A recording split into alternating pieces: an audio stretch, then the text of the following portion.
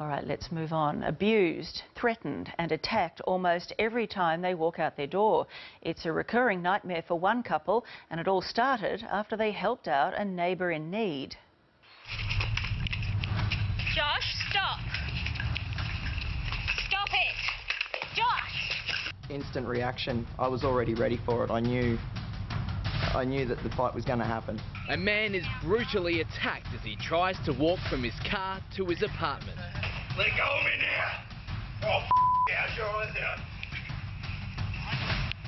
Let go of me, you oh, take your eyes out. This isn't the first time abuse or violence happens every time these two men cross paths.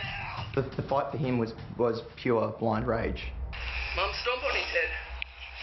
Don't you dare! You asked your mum to stomp on his head, but you got nothing to say now. How do you explain your behaviour? It's a housing commission unit complex where residents are scared. Unless you lock yourself inside your home, you're a sitting duck. And what did he do? He just came over and started yelling in my face and then grabbed me by the legs and then started punching me and stuff. Swearing. Out of here. What's going Mate, we're not even that language. Josh, go in the van. Mate, can you just tell us what happened? Were you bashing your sister? What happened in that video, Josh? Do you want me to read? Stay there. Yeah, don't move. Come on. Give me your arm. Give me your arm. We're over the crap that's going on here. I don't need all this bull. This is up. Return affair. We were terrified the first night. We called the police. They said there was nothing they could do. Until physical harm was taken. Michael Tucker and Alexis Merritt say they're the victims of their own kindness. They took in a scared teenage girl and, as a result, have been assaulted and now kicked out of the place they call home. I got the whole thing on camera. Josh took the first hit. He's restrained him. He's got him on the ground, and that's all that's happened. The scared young girl they helped is Emily Gardner, daughter of Tim Gardner and Tanya Guppy. It's hurt me that much that I don't know what to do anymore. I just feel like rolling up in a little ball and crying.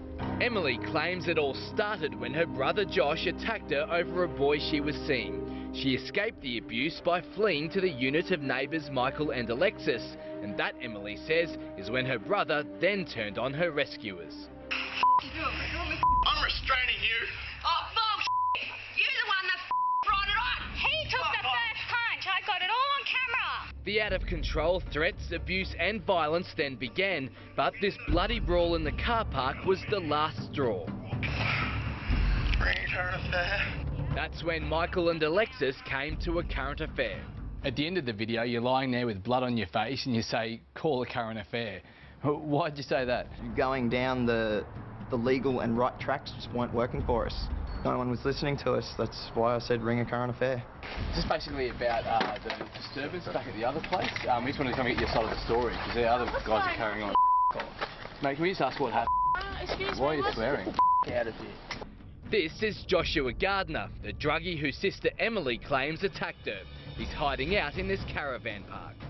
You're here from my lawyers, mate. Your lawyers? Mate, you haven't got a front door. Their father, Tim Gardner, then appears, claiming Emily is making up stories and that it's do-gooder neighbours Michael and Alexis who started all the dramas. I know, there was a little bit of a domestic thing with Josh and Emily, and she ran away from home and stayed with that Michael, which from all reports are all crackheads. Josh's dad says that you guys have been instigating all the problems and that you've been taking drugs. No. No. If calling the police is instigating the problems, then okay, yeah. The father has since sent daughter Emily these abusive text messages. If you don't want your family, that's fine, but you don't do this to your family. You can come and get your stuff. Stop making up stories in your head. Josh never bashed you. I was here. You stop this now. So he told us it never happened. What's your response to that? Well, it did, because I had bruises and I'm that terrified that I can't even walk down the street without my ex-boyfriend being with me. On the day of this particular violence, Michael and Alexis came home to find Josh running wild outside their apartment. Just went up in your house. Got in. Just went and took some photos of me home. Going to child services. Baby's going. Seconds later, the fight is on. And Josh and Emily's mother, Tanya, is right there in the thick of it until police arrive. Oh, my arm! Give me that arm. Oh, my right, left arm.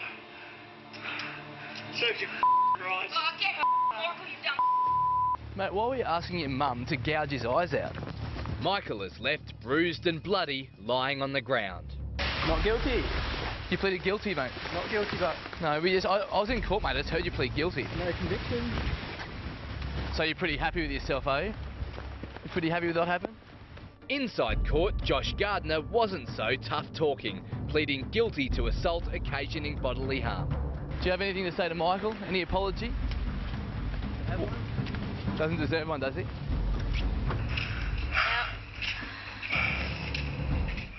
And since we became involved, the Coaster Bay Housing Group has found Michael and Alexis a new place to live. Josh Gardner, meanwhile, is due back in court later this week to be sentenced over the attack.